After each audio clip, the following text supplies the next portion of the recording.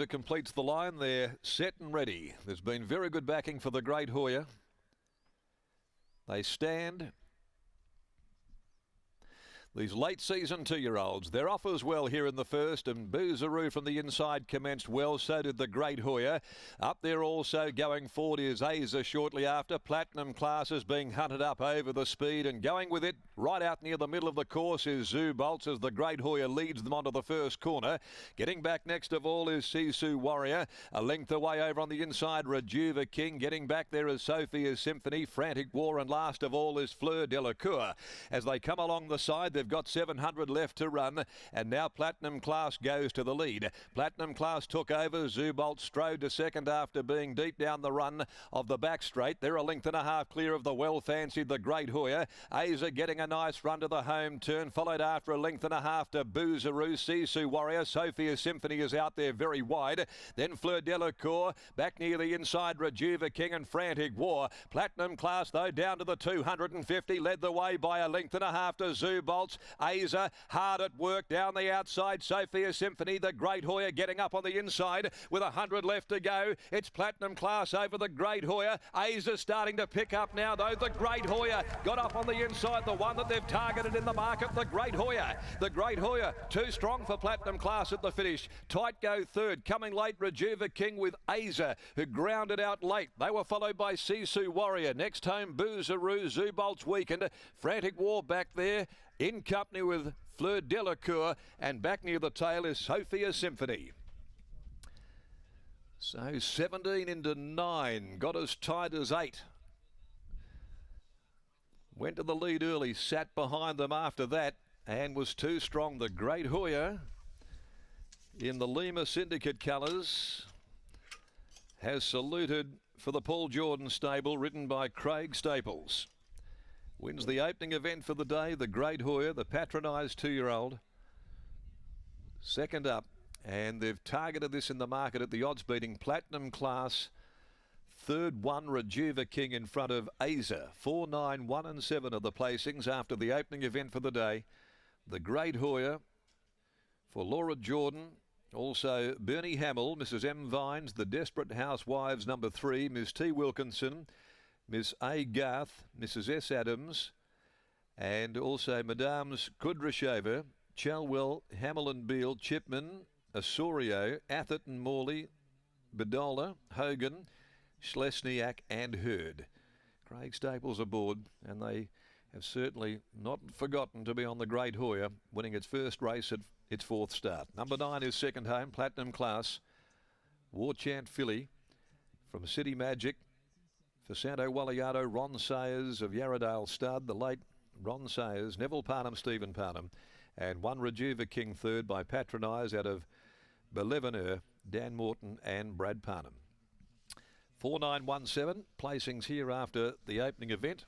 Margins are 3/4 by half a length. The time 1:14.44 on the heavy 8, 36.82 the last 600. Race 2's at 11.29. Number 5, Manavendra, comes out with 11. I'm a Single Gal. 5 and 11 are the scratchings. Race 2, the Tab Touch Better Your Bet plate over the 1200. Britt Taylor joining us, and where there's smoke, Britt, there's normally a blazing fire, and this has got the job done, backed in heavily. That's exactly right. The money has landed. There was money on debut when he ran 4th, but today again, $19 into $7.50, I think, at last look on the WOP. Paul Jordan, were you confident coming into today? Yeah, all my owners, they all got an email this morning, said we thought we could win, so. And that's exactly what happened. You were just saying your first 2-year-old winner of the season. Usually you're more pronounced than that, but it's just been one of those sort of seasons? Yeah, it's been a bit of a shocker. I bought a couple of staying types and I bought a couple of these, and I had a few problems with them, but hopefully we've worked through those problems, and we should see more of them. That's it, a little bit of patience, and onwards to 3-year-old seasons. Tell us about the issues that you've had, even with this horse in regards to throats. Well, this horse was choking down, so we did some surgery on him, minor surgery on him, and then I had another one with that had a really bad infection in his voice box, and he had to have half of that removed. Then I had another one that needed a tie back. I mean, it's been a nightmare. Bit of horses, hey? It's all worth it when they're able to win like this. I see a rig. Does he know that he's a bit of a colt still? Only sometimes, but well, because he didn't have any testicles, and when we did the inspection of him to try and find, we couldn't find them, and don't matter how, even when they put him on his back, they couldn't find them. So we did a blood test, and his blood test showed that he had less testosterone than a mare that had less than a gelding at the time. It's extraordinary, isn't it? Have you ever had that before? No, I've had rigs before, but he had none at all. You know, so yes, and then of course we asked the breeders who stayed in the horse, which is Bernie Hamill. She stayed in the horse. If he'd been gelded, she said, not at our place yet.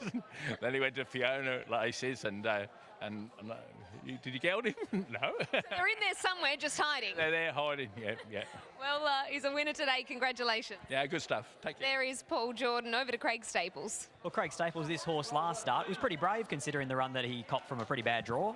Yeah, it was really good. He's had some manners rectified because he used to charge a little bit, and he still did that a little bit today. So from the wide barrier the day, we sort of let him do his own thing. He was deep, he did work, he got bumped, and he still ran fourth. So we were really impressed. But we've been impressed with him at home. So for him to get a nice run from a good barrier was always going to be hard to beat. Is he the kind of horse that in time the earmuffs can come off, or is he always going to need them? Oh, at this stage, he's going to need them. He's just a little goer. We teach him to run quick early, and unfortunately, he's taken it and run with it. We're just trying to calm him down now. What about Carabiner later on? What sort of chance do you give him? Oh, first up, he'll probably be just, be like a trial for him. But he knows he runs good races. He's always thereabouts. He doesn't run bad races. But I think first up might be a bit much for him. Any photo in the Lima Syndicate colours is a good photo. Well done. Yeah. One for Harvey. Yeah, thanks. Beautifully said there by Craig Staples. One for Harvey, who, of course, we lost, I think it was last week, 2 years ago. So beautiful to see the Lima Syndicate colours winning there with the Great Hoya taking out race number 1.